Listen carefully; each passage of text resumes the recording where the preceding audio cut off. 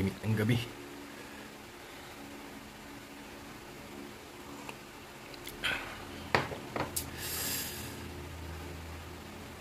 Nakakabuwang yung mga balita ngayon, no? Mga heinous crime.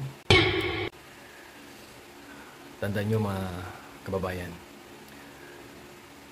isa sa mga pinakaluging tao sa mundo ay yung mga taong gumagawa ng krimen na hindi napaparusahan. Sila yung mga taong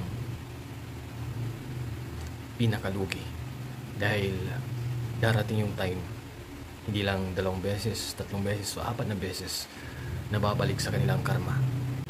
Nababalita na sinalvage, sinakta, pinatay, nirape, lahat ng yan, lahat ng biktima dyan,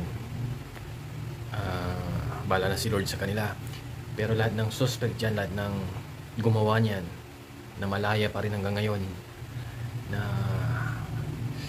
minsan hindi natin maunawaan, no? Na ba't kaya inaalaw o hinayaan ni God, di ba? Minsan, madalas, maraming beses din ako natatanong, pero nasasagot ko rin yung tanong ko. Sinasabi ko na lang na Diyos siya eh. Marami siyang kaparaanan para kunin niya yung isang nilikha niya, diba? Tayo namang lahat ay nilikha niya mula sa Diyos. Ngayon, kung may nalilis ng landas, yun ay mga nagiging anak ni Satanas, diba?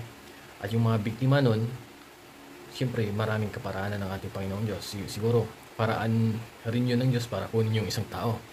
At dahil tao nga lang din tayo, napakahirap nating i-digest yung mga paraang yun. Ngunit kung meron nga tayong faith o pananampalataya sa Diyos, sisikapin mo na lang, tatanggapin mo na lang, at uunawain mo na lang na may mga dahilan siguro na hindi pa natin lubos na maunawaan sa ngayon, pero darating din yung time na mabibigyan ng hustisya at kasagutan ng lahat.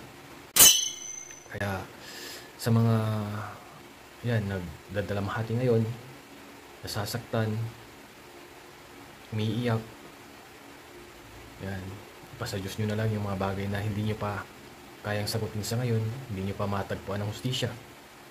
Ipasa Diyos nyo na lang dahil lahat naman tayo, lahat ng bagay na hindi natin kaya, pinapasa Diyos natin. Diba?